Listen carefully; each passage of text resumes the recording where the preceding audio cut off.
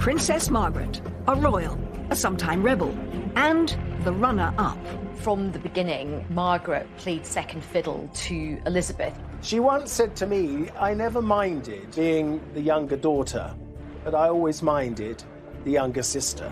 But there was one place, 4,000 miles away, where Princess Margaret came first.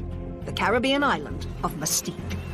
On Mustique, everyone treated her as if she was the most important person in the world. She was able to do things there that she couldn't possibly do at home. I think it did revolve around her. We always wanted her to enjoy herself.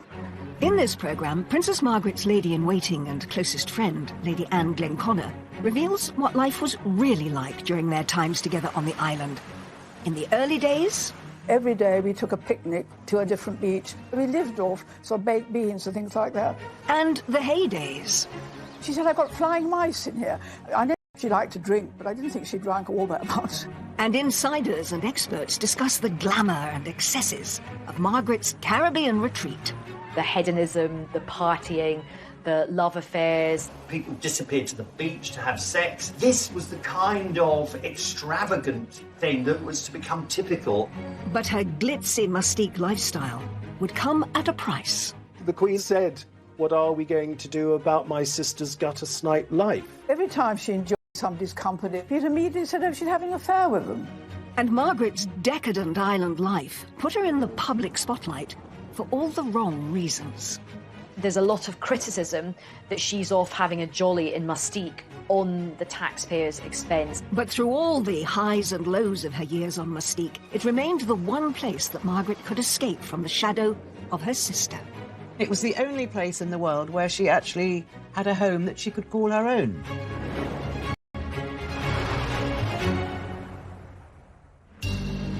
January 1976. Princess Margaret arrived by private plane on the beautiful and secluded Caribbean island of Mustique. She was here to celebrate the 50th birthday of a close friend. But she was also escaping.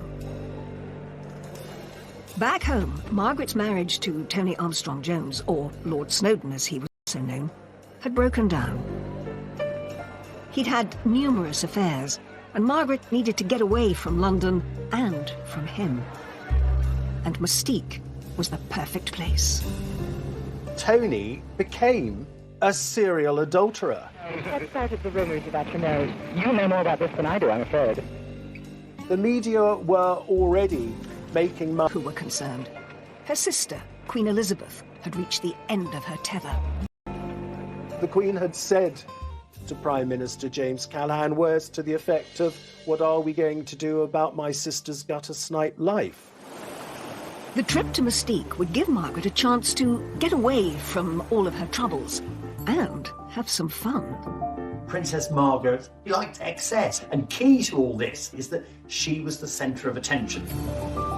The island was owned by Colin Tennant, later known as Lord Glenconnor, who had bought it in 1958 for £45,000. He'd always had this dream about having a proper island, I think. And Princess Margaret was so wonderful because she went along with Colin's dream. She encouraged it. Colin and Anne Glenconnor had always been part of Princess Margaret's social circle. Anne, his wife, was an extremely close friend of Princess Margaret, and she also became a lady-in-waiting. I've known her, really, ever since I was about 3. My family were always great friends of the royal families. Colin Tennant's 50th birthday was going to be a huge, excessive and glamorous party. He was an ace putting on parties, and he was really only happy when he was doing that. You could do whatever you liked. People disappeared to the beach to have sex, skinny dipping in the sea, and this was the kind of extravagant thing that was to become typical. He was like a ringmaster, really, in a circus, arranging everything and controlling everybody, and don't do this and don't do that. The star-studded party was the epitome of opulence and a world away from the stuffy life of the royals back in the UK. It was like a big house party, really, and everything was gold. There was lots of photographs taken. Bianca Jagger was brought in on a sort of and litter carried by some local boys that were completely naked except for a golden coconut positioned in the right place. That was quite a sight. And it really captures the spirit of the 70s and also the spirit of hedonism on the island. Colin was so extravagant. He even sprayed the grass gold. His wife, Lady Glenconnick, sprayed her face gold and then regretted it afterwards because it was deeply unflattering. It was terrible because every time I moved my face or smiled, the whole of my face was cracked in a very unbecoming fashion. And Colin kept on saying, "Aren't you enjoying yourself?" I said, "Yes, I am, Colin, but I can't smile." Of course, the belle of the ball was Princess Margaret. She had the most beautiful dress that we'd had made for her, so she was thrilled. Turban on. It was Colin's party, but Princess Margaret ruled the roost, as she usually did on Mustique. It was a welcome break from the royal pecking order in Britain. From the beginning, Margaret played second fiddle to Elizabeth. I think it's really difficult for Margaret. You know, she is an extrovert, she's quite an alpha type, and I don't think she takes kindly to playing second fiddle. She once said to me, "I never minded being the younger daughter, but I always minded the younger sister." On Mustique, she could be queen. Everyone kowtowed to her. Everyone treated her as if she was the most important person in the world. I think it did revolve around her up to a point, you know, because Colin wanted her to be happy and we always wanted her to enjoy herself. But even though Margaret could relax and party on Mustique, she didn't want anyone to forget that she was royal. So people still had to curtsy and bow to her, even if they were in bikinis. And there were stories of waiters having to swim out to give her a cocktail. When she went swimming, because she was easily bored and insisted that people talk to her.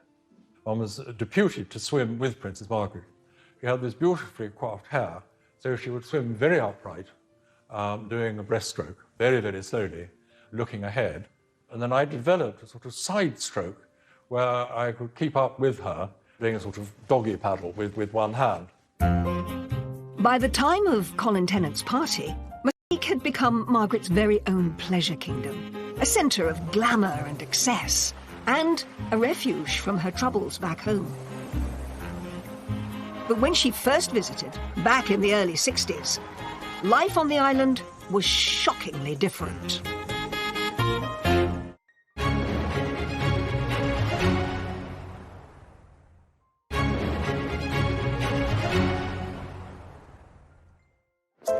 Princess Margaret's love affair with Mustique started in 1960. She first visited the island during her honeymoon tour of the Caribbean with her husband. It is not only a delight, but a sort of miracle to arrive 5,000 miles from England and find oneself instantly and absolutely at home. In those days, the royals had these sumptuous honeymoons, always on board Britannia. She was very familiar with all those Caribbean islands and very at home with them. And the Caribbeans really liked her and kind of understood her. During the trip, Margaret's good friends, Colin and Anne Tennant, invited the couple to visit the island that they had just purchased. 2 square... And it had to anchor quite far out. Then suddenly I saw a little boat being lowered. And there we were on the beach, looking pretty sort of scruffy. And these immaculate-looking sailors got out of the boat with a letter from Princess Margaret saying, you know, we've arrived, we long to see you. Mustique, in the early days, was very different to the other Caribbean stops on the royal tour. When they visited, it was just in its natural state of scrubland. The island was incredibly basic, didn't have really many people there, didn't have running water or electricity. The whole place would have been completely overgrown. She would have been bitten alive by mosquitoes, but indeed the sand was still white and lovely and the sea was a turquoise blue. Every day we took a picnic to a different beach. We set up a little tent, like a sort of Boy Scout tent, and we spent the day there. And the food, I mean, you know, because the royal family always have the most delicious food and sort of tremendous chefs in their kitchens. And we had one very old lady who really couldn't cook at all. Or she just could open tins. So we lived off sort of baked beans and things like that.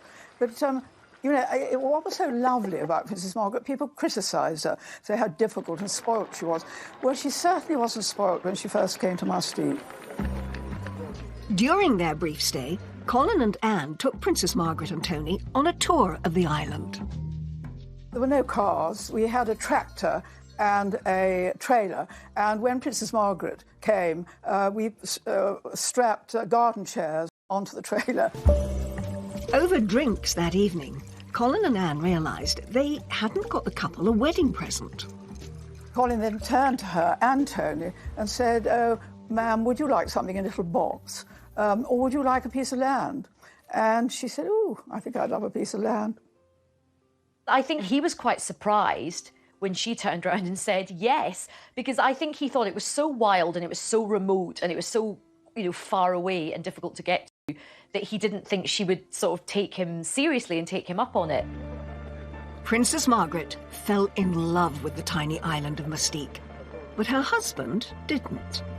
Tony didn't greatly care for the Glenconners, so far as I understand it, and the land was given as a wedding present to Princess Margaret. It wasn't given as a joint wedding present. I mean, he wasn't interested at all. That was really the only time he ever went there. As Margaret left the little island that she'd fallen in love with, she had no idea when she'd be back. Margaret's marriage to Tony was going through a rocky patch. Rumours were rife of Tony's affairs, with men as well as women. And he was becoming less involved in Margaret's royal duties. It was said that their life together at Kensington Palace was a bit of a war zone. They had this very fiery relationship. They fight a lot. She was like a pressure cooker. She needed some kind of a safety valve. And it suddenly occurred to her that relief might come in the shape of Colin Tennant and Mustique. Margaret was thinking, I can get away from bloody Tony and all the girls he's sleeping with. Colin and Anne Tennant hadn't spoken to Princess Margaret about their gift of a plot of land on Mustique since her visit there in 1960. So when Margaret called about it, it came as a surprise. Obviously, this barren piece of scrum was of absolutely no use to her without a house. Rather cheekily, she said, "Does a house come with it?" When he and I were talking about this, and he actually said, "Well, I could hardly say no, could I?" He said, "So I ended up paying for the house." Margaret was famously tight-fisted. If she could avoid paying for something, she would. And of course, she knew that Colin Tennant didn't mind at all. You know, Colin wasn't a poor man. He had the money, he could afford to do it. Towards the end of 1968, Princess Margaret flew out to Mustique to start making plans for her Caribbean home. Colin and I were very nervous about having to stay because, you know, I mean, she had been used to being, you know, living at Kensington Palace and Windsor and Sandringham and Balmoral, you know, and there she was going to stay. And at that time, our main house had burnt down and we were living in a sort of prefab. I mean, it was really, really simple. Quite a journey to get there. You had to fly to Barbados and then fly to St. Vincent and then had to take a boat. The sea is quite treacherous there, actually. It could be very choppy. The island was pretty wild still at this point. She just got stuck in. Roughing it on Mustique in those early days did mean just rigging up a sort of Heath Robinson contraption of a shower. She had to go outside, stand under a tree where we had a bucket. The bucket had holes in it. They filled up the bucket and she stood underneath. The water was like the water in Scotland. She probably recognised it from the Balmoral area. It was orange. You know, there was so much clay in it. There's a story about how at night these huge mice start to try and sort of throw themselves at the mosquito net. I just remember the first time she went to her room, to bed, and I was sort of tidying to her bedroom. And she said, "I've got flying mice in here." And I said, "Ma'am," I knew she liked to drink, but I didn't think she drank all that much. But it was quite true. There were these tiny mice, and they ran up the mosquito nets and jumped from one, because there were two beds in her room, from her bed onto the other one. And I think she told the Queen, who simply didn't believe her, because I remember when I then next saw the Queen, she said, "Margaret had the most extraordinary story." flying mice. And I said, well, actually, it was true. There was no easy way for Princess Margaret to get to her plot of land, so she was forced to walk up to it. They had to trek along narrow paths where she might easily have got the royal legs scratched a bit. We dressed her in Colin's pyjamas, we tied string round her ankles and wrists, and out we went to find where we thought she'd like to build a house. So we had this wonderful picture of the Queen's sister in what presumably were oversized pyjamas, trekking over this very rough territory in very high temperatures. It's perched up very high with a wonderful view over the sea below and over the bays and things. And so it must have been heaven to be up there. When Margaret saw the land, it said she wasn't totally happy with the size of it. We suddenly saw her taking the pigs out and disappearing off into the jungle. And Colin said, "What are you doing, ma'am?" She said, "Well, I think I need a bit more land." So Colin said, "Why?" And she said, "Well, I've got to have gatehouses for my security." She was very keen to have Oliver Messel design the house, partly because she loved his designs. He was an eminent theatrical designer, and she'd seen his house on Barbados and loved it. It is extraordinary that as Princess Margaret demanded more and more, she demanded perfection when the house was being designed. I don't think it ever occurred to her to offer to pay for some of the work. As work on Margaret's house got underway, Colin Tennant picked up the bill for everything. And soon, the princess realised that her new house could be the perfect place to invite her gentleman friends. It was a very discreet spot if she wanted to bring any lovers there. I think it was more because she needed to feel better about herself. She'd been rejected effectively by Tony and she didn't like it. One of the most persistent of Mustique rumours was that Princess Margaret met and had a relationship with a guy called John Bindon. Margaret first met John Bindon when he was on holiday on the island. He is supposed to have shown his party trick to Princess Margaret. With his member. The last thing Princess Margaret was approved, so she'd have loved his party trick and she'd have laughed. There was a photograph of them together, not in any compromising situation, but of course the rumour mill went into overdrive and there was lots of speculation that they were having this clandestine, illicit affair. He certainly boasted about it, and he talked quite vividly about his affair with Margaret. But maybe that was just him, but certainly the story took legs, and subsequently there have been several films made about it. John Bindon's wasn't the only name romantically linked to the princess. Margaret was photographed with many men, like this one, where she looks captivated by the front man of the Rolling Stones. Mick Jagger was persuaded very early on, and apparently by Princess Margaret. He was persuaded to buy a house on Mustique, which he still has.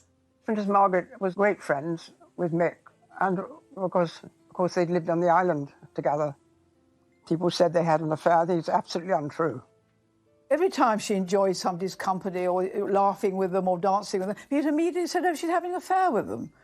And absolutely untrue.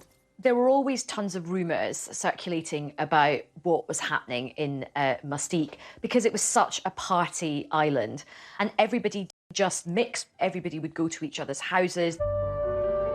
Princess Margaret's house was finally completed in February 1972. It had 4 bedrooms, a swimming pool, and stunning views over the coast, as seen in these images from the ITV programme Wish You Were Here. Princess Margaret christened her holiday getaway Les Jolies Eaux, pretty waters. It was most often described as a villa, the princess's Caribbean villa. And she didn't like that. She said, "A villa? It's not a villa. It makes it sound like something you'd find in Brighton." She said it wasn't a villa, it was a single-storey house. It was amazing that she built a house, and that, of course, encouraged other people to come. Interesting thing is it was really the only home she ever actually owned, because in London she lived at Kensington Palace, which is not, which is just where princes and princesses live, but they own those places themselves. One thing that Princess Margaret put on the wall inside her house was a framed copy of Annigone's portrait of the Queen. This stern portrait was an imposing reminder of her royal duty back home. You know, it was one place in the world that she could completely relax. She felt very free there at home. Princess Margaret's house on Mustique was one of 17 estates eventually designed and built on the island by Oliver Messel. But as the island developed and the rich and famous began to flock there, the press began sniffing around. And before too long, that would cause trouble. Princess Margaret's two lives, this party girl who loved living dangerously, combined with the formal role she had as the Queen's sister, was very soon to be thrown into chaos.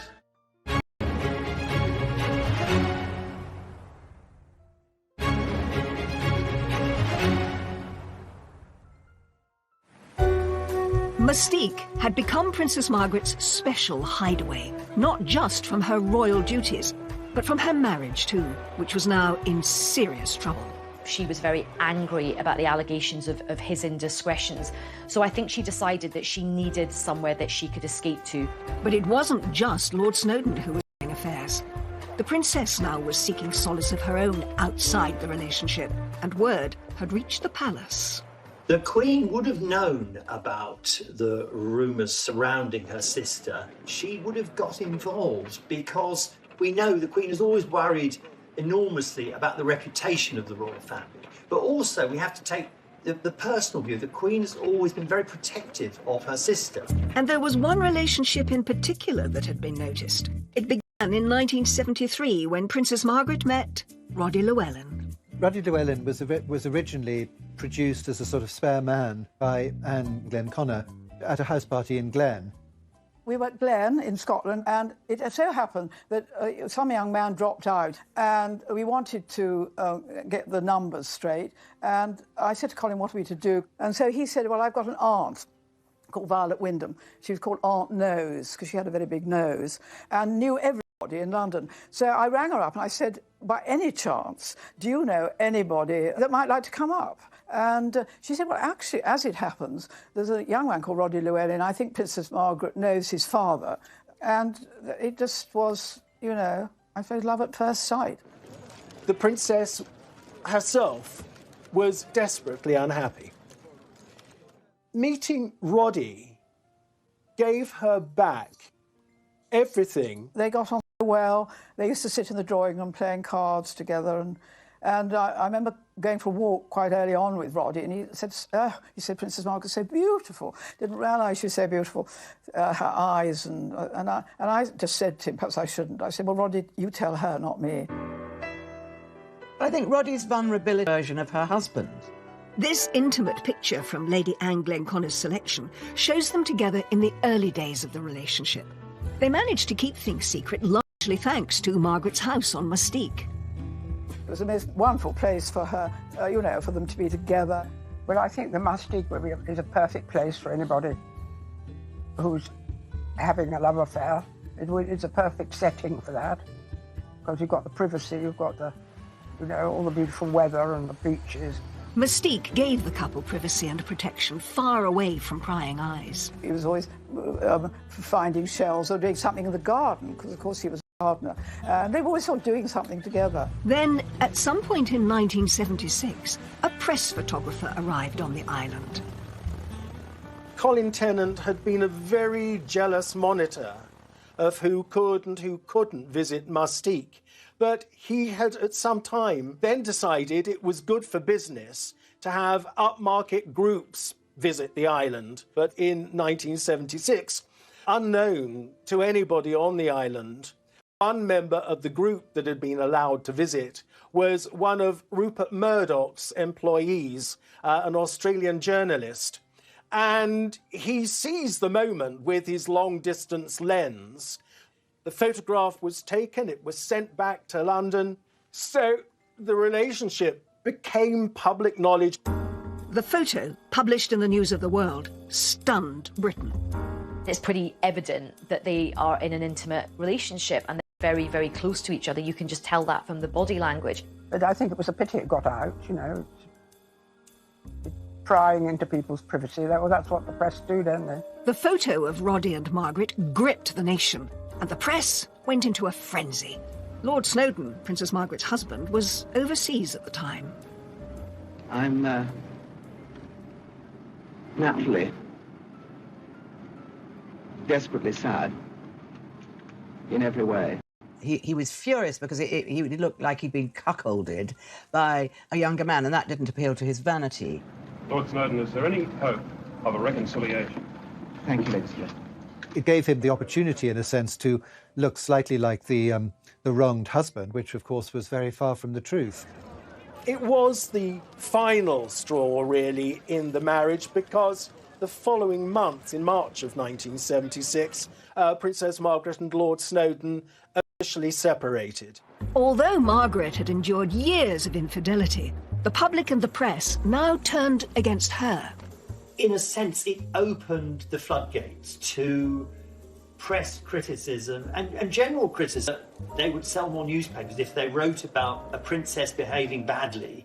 They were on the lookout ever after for princes and princesses who were behaving badly. This ushered in, I think, a greater level of press intrusion into the royal family. After the images of Roddy on Mustique emerged, talk turned to the possibility of the first royal divorce in 4 centuries. It was a bruising time for Princess Margaret. She had lost public support because I think people were quite horrified by the Roddy Llewellyn affair. So, you know, her rating with the public had fallen hugely. Once again, Margaret turned to her sanctuary, Mustique. Margaret's separation had put pressure on her relationship with her sister, who'd always hoped that the marriage could be saved. But in 1977, the Queen paid a visit to her sister on Mustique. The Queen was on a Silver Jubilee tour of the Caribbean. She still had the Royal Yacht Britannia, so they were able to pay Princess Margaret a visit. Margaret was absolutely delighted when the Jubilee tour of 77 brought the Queen and Prince Philip to Mustique. I mean, she'd been longing to show her sister her house. You know, Colin was so excited to have them there, of course. Well, we were all absolutely thrilled, I can't tell you. Colin nearly fainted with pleasure, but he thought he'd never get the Queen to come to Mustique. But it was tremendous. Anwar Hussain was one of the few photographers permitted to capture the extraordinary moment. The Queen visited her sister on the island. Queen was on Britannia, and I had a number of the PR. I arranged him. I said, look, we want to come, and it's a historic moment. Queen has never been to Mustique, and they like these sort of pictures I did of Queen looking more natural.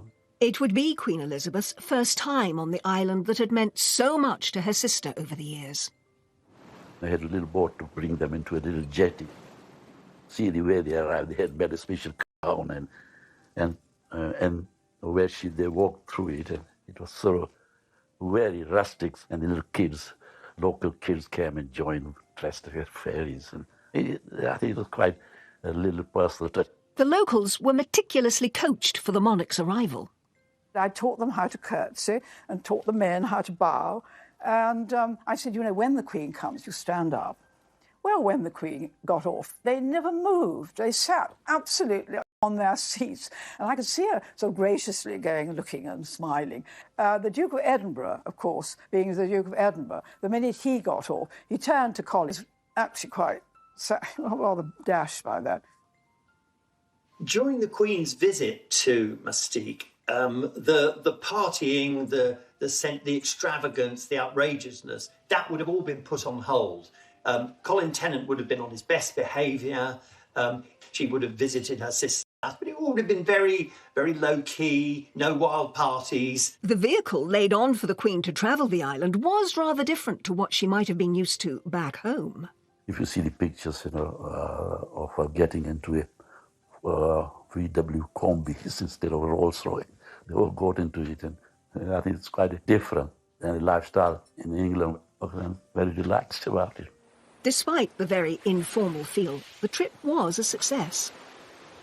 they got to Macaroni Beach, it was so wonderful that the Duke of Edinburgh swam from one side of the bay to the other, and the Queen jumped into the sea.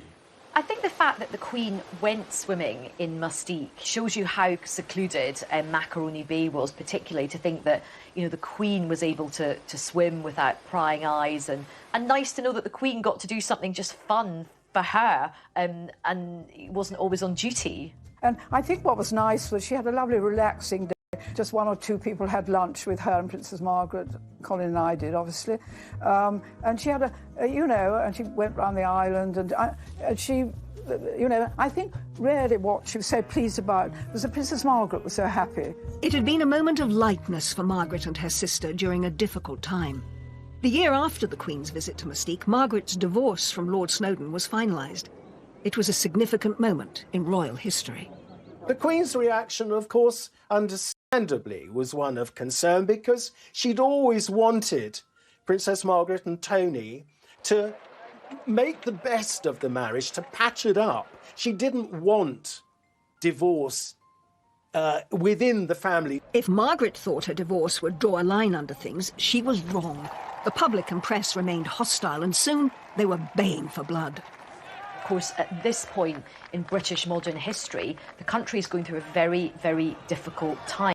There's a lot of industrial unrest, there's a lot of poverty, there are strikes, and there's a lot of criticism that she's off having a jolly in Mustique on the taxpayers' expense. I think that ought to be a cost-benefit analysis of the royal family expenditure on income.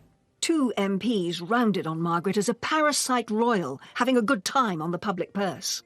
Dennis Canavan and Willie Hamilton were 2 of Princess Margaret's most vociferous critics in Parliament, and Willie Hamilton calling her a floozy. It is a paradise island, and it does have parties, and people don't go there to work, they go there to relax. So you could present it very much as her neglecting her duties.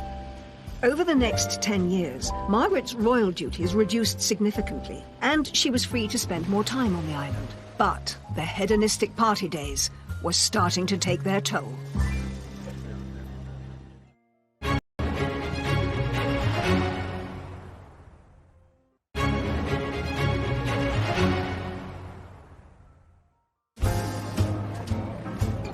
After a turbulent time on and off Mustique during the 1970s, Princess Margaret finally separated from Roddy Llewellyn in 1980. The princess's relationship with Roddy had lasted for 8 years. But in 1981, he married a very charming and talented lady called Tanya Soskin. She knew Roddy wanted to get married. She accepted it. She made friends with his wife so that, she would be able to see him again. And when he had his 3 lovely daughters, she was always interested in them. Margaret remained officially single for the rest of her life, but she still loved a good party. And in 1986, Colin Tennant hosted a celebration for his 60th birthday on Mustique. And it was a glamorous and opulent affair. Colin had chartered this enormous, great 400-foot sailing vessel. And so, again, the great and the good were treated to a week of wonderful parties, culminating in the Peacock Ball. We started off in St. Lucia, we went to Martinique, and then we had parties on all the different islands. Princess Margaret didn't come on the boat. She was in her house in Mustique, and she gave a wonderful lunch, which was a sort of festival of bobbing apples, champagne. Anyway, it took 2 years to plan this party, and we had special dresses for about 6 people, including Princess Margaret. The Peacock Ball was a star-studded night, as this extraordinary photograph shows. But royal tradition dictated that Princess Margaret should be the last to arrive. Princess Margaret was not going to arrive until all the guests had arrived. And there was one to come, who of course was Raquel Welch. Anyway, eventually there was a stalemate, and the Princess Margaret then came in and was greeted by Colin and Anne, and then Raquel Welch came in. Raquel Welch was always late for everything, so she actually was later than Princess Margaret, which was slightly irritated Princess Margaret because she's always meant to be the last person to arrive. As seen in this intriguing photograph, the evening saw Colin adorned in a crown of his own. The culmination was the crowning of Colin as the King of Mustique. Northern Territory. Though what these remarkable pictures don't show is that there was also lots of alternative entertainment available. Effectively, pornographic films were shown, and it's difficult to know what Margaret would have made of the adult films. But I think by now she thought, well, whatever I do, there's a chance that someone will find out, and I need to live my life, so I'll take the risk. It would be one of the last great Mustique parties that Colin would throw, and Princess Margaret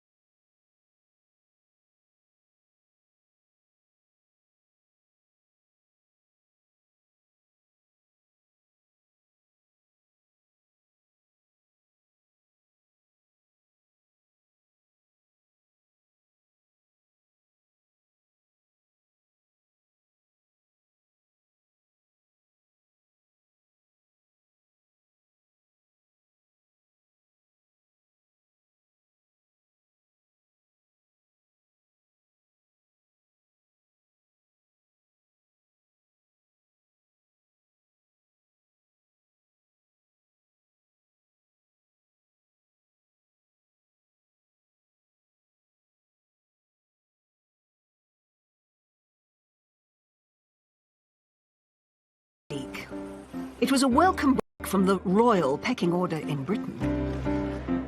From the beginning, Margaret played second fiddle to Elizabeth. I think it's really difficult for Margaret. You know, she is an extrovert, she's quite an alpha type, and I don't think she takes kindly to playing second fiddle. She once said to me, I never minded being the younger daughter, but I always minded the younger sister. On Mustique, she could be queen. Everyone kowtowed to her. Everyone treated her as if she was the most important person in the world. I think it did revolve around her up to a point, you know, because Colin wanted her to be happy and we always wanted her to enjoy herself. But even though Margaret could relax and party on Mustique, she didn't want anyone to forget that she was royal. So people still had to curtsy and bow to her, even if they were in bikinis. And there were stories of waiters having to swim out to give her a cocktail. When she went swimming, because she was easily bored and insisted that people talk to her. One was deputed to swim with Princess Margaret. She had this beautifully coiffed hair, so she would swim very upright, doing a breaststroke, very, very slowly, looking ahead. And then I developed a sort of side stroke where I could keep up with her, doing a sort of doggy paddle with one hand. By the time of Colin Tennant's party, Mustique had become Margaret's very own pleasure kingdom. Really the only time he ever went there. As Margaret left the little island that she'd fallen in love with, she had no idea when she'd be back. Margaret's marriage to Tony was going through a rocky patch. Rumours were rife of Tony's affairs, with men as well as women. And he was becoming less involved in Margaret's royal duties. It was said that their life together at Kensington Palace was a bit of a war zone. They had this very fiery relationship. They fight a lot. She was like a pressure cooker. She needed some kind of a safety valve. And it suddenly occurred to her that relief might come in the shape of Colin Tennant and Mustique. Margaret was thinking, I can get away from bloody Tony and all the girls he's sleeping with. Colin and Anne Tennant hadn't spoken to Princess Margaret about their gift of a plot of land on Mustique since her visit there in 1960. So when Margaret called about it, it came as a surprise. Obviously, this barren piece of scrum was of absolutely no use to her without a house. Rather cheekily, she said, does a house come with it? When he and I were talking about this, and he actually said, well, I could hardly say no, could I?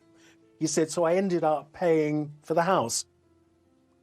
Margaret was famously tight-fisted. If she could avoid paying for something, she would. And of course, she knew that